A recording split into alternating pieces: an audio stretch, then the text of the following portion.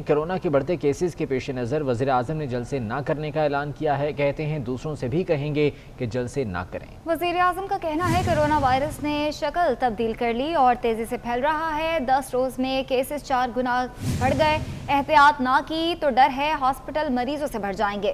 Media سے گفتگو میں وزیر اعظم نے کہا کہ کورونا کے باعث ٹورزم، شادی ہالز کو بہت نقصان پہنچا۔ اسکولوں سے کورونا پھیلا تو سردیوں میں تعطیلات بڑھا کر گرمیوں میں کم کر دیں گے۔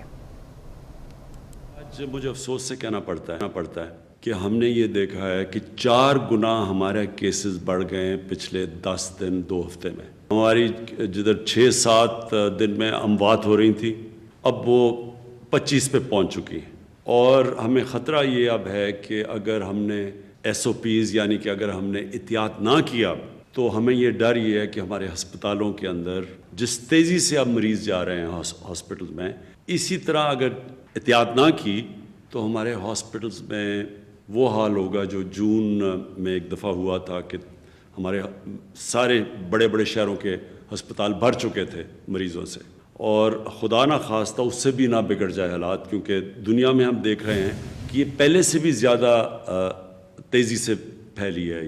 یہ کہتے ہیں کہ یہ جو وائرس ہے یہ میوٹیٹ کر گئی ہے، یعنی یہ اور تھوڑی سی چینج ہوئی ہے اور زیادہ تیزی سے پھیل رہی ہے۔ ہر وہ چیز ہم نے بند کرنی ہے۔